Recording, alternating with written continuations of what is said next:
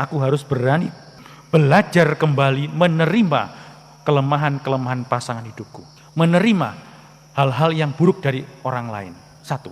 2. Apakah aku punya banyak waktu untuk orang-orang yang aku sayangi? Keluargaku, istriku, suamiku, anak-anakku, orang tuaku yang tinggal bersama dengan aku. Meskipun tiap hari itu kaset rusak, muter ceritanya pancet, pancet. Kan sudah tua. Nah, coba sekarang direnungkan, apakah hidupku juga mewartakan kabar gembira ini? Sekali lagi, kabar gembira itu bukan kamu jadi Katolik ya, kamu jadi Kristen ya, bukan. Percaya pada Kristus ya, bukan. Jadi apa kabar gembira? Allah yang mengampuni kita, Allah yang memaafkan segala kelemahan kita, Allah yang menerima kembali orang-orang yang berbuat salah. Bukan kesalahannya yang diterima, tapi orangnya diterima kembali, disapa kembali, dirangkul kembali, dan tidak dihakimi, tidak di blacklist gampangannya itu. Dia itu pernah nipu orang itu loh. Ini membunuh orang. Tuhan, hidup itu berarti memberi kesempatan kepada orang lain untuk mengalami kesempatan untuk memperbaiki hidupnya. Masih ada kemungkinan baik yang ada dalam diri orang lain.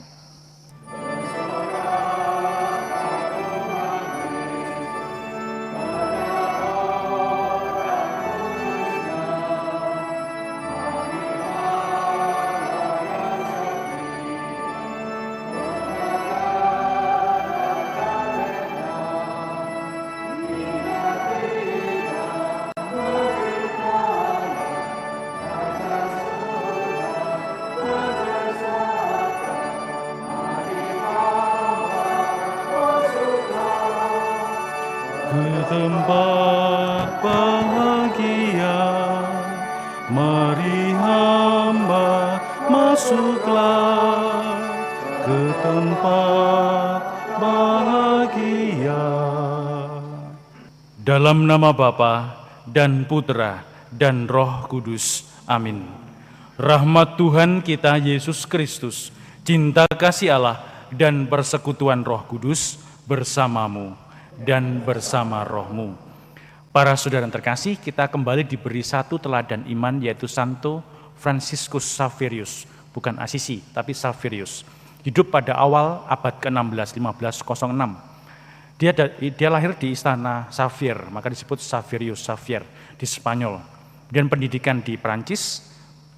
Akhirnya dia masuk menjadi seorang Yesuit dan menjadi misionaris nantinya. Misionaris di Asia, bahkan sampai di India. Hidupnya menjadi misionaris besar setelah Santo Paulus, bahkan dikatakan begitu. Karena hidupnya sungguh-sungguh dibaktikan untuk pengembangan iman umat. Dan jika hidup kita lakukan dengan sungguh-sungguh, maka hidup kita juga akan menarik juga bagi umat. Nah, itu mari di awal Ekaristi ini kita berlutut, kita hening sejenak.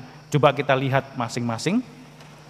Apakah hidupku sudah kulakukan diisi dengan tindakan-tindakan yang sepenuh hati, sungguh-sungguh, sehingga apa yang kulakukan menjadi berarti dan menarik bagi orang lain juga. Tuhan Yesus Kristus, Engkau diutus untuk menyembuhkan orang yang remuk redam hatinya. Tuhan, kasihanilah kami. Tuhan, kasihanilah kami.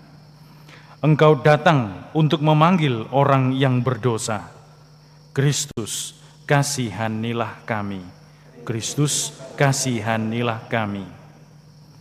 Engkau duduk di sebelah kanan Bapa sebagai pengantara kami. Tuhan, kasihanilah kami.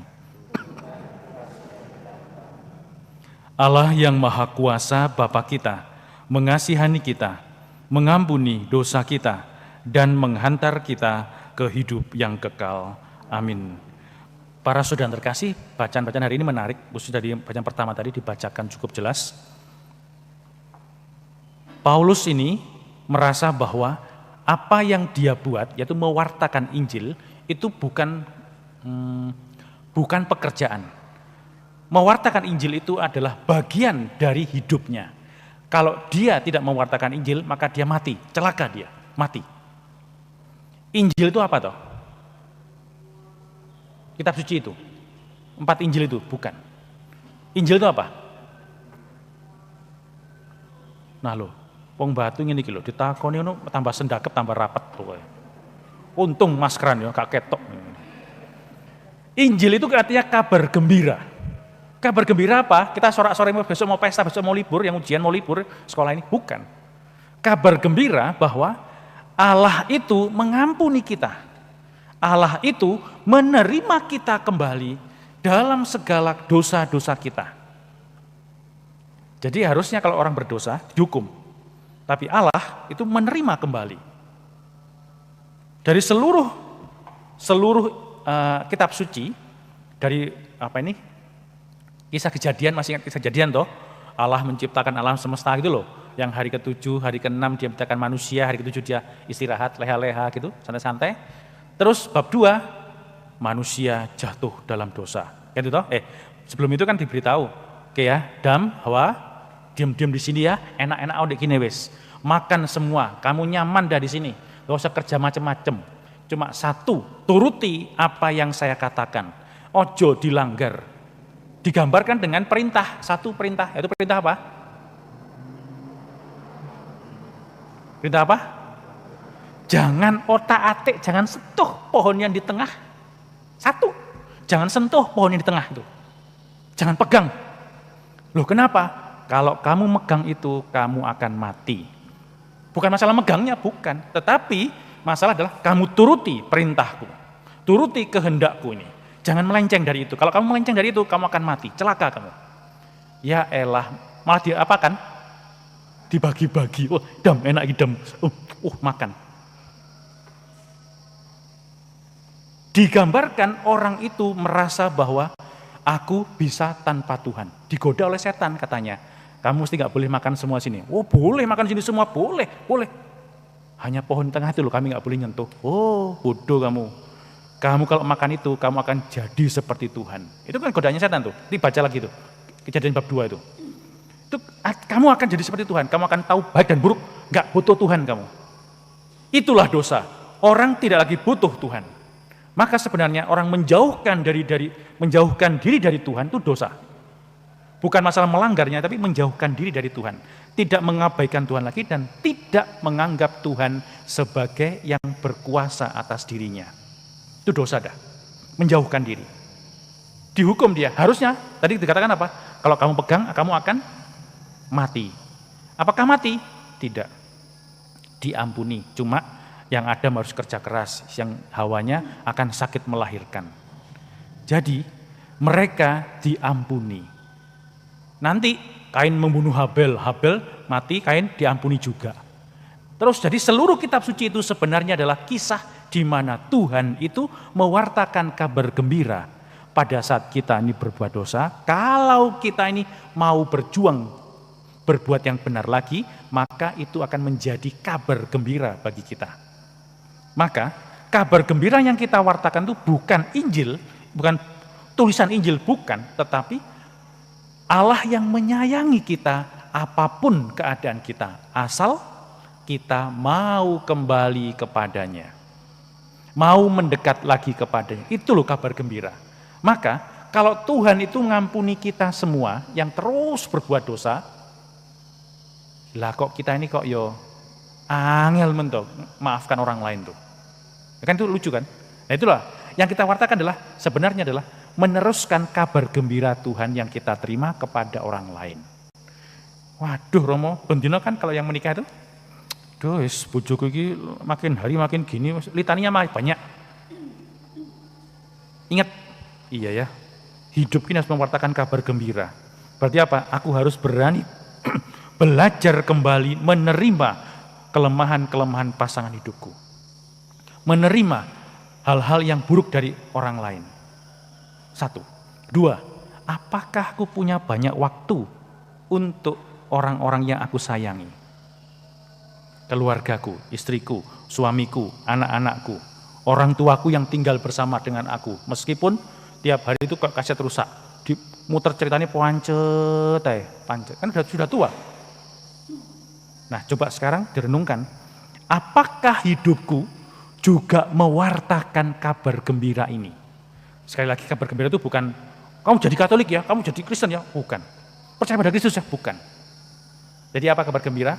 Allah yang mengampuni kita, Allah yang memaafkan segala kelemahan kita, Allah yang menerima kembali orang-orang yang berbuat salah. Bukan kesalahannya yang diterima, tapi orangnya diterima kembali, disapa kembali, dirangkul kembali, dan tidak dihakimi, tidak di blacklist gampangannya itu. Dia itu pernah nipu orang itu loh. Ini membunuh orang. Tuhan, hidup itu berarti memberi kesempatan kepada orang lain untuk mengalami kesempatan untuk memperbaiki hidupnya. Masih ada kemungkinan baik yang ada dalam diri orang lain. Wes ya, coba itu direnungkan. Semoga kita hari ini mampu untuk melihat masih ada kemungkinan baik yang bisa terjadi dalam diri orang-orang yang terus dianggap buruk dan jelek. Masih ada kemungkinan baik bagi anggota keluargaku yang lain. Masih ada kemungkinan baik, kesempatan baik bagiku untuk memperbaiki hidupku mulai hari ini. Ini loh kabar gembira yang perlu kita wartakan kepada orang lain. Marilah mewartakan misteri iman kita. Setiap kali kami makan roti ini dan minum dari piala ini, wafat-Mu Tuhan kami wartakan hingga Engkau datang.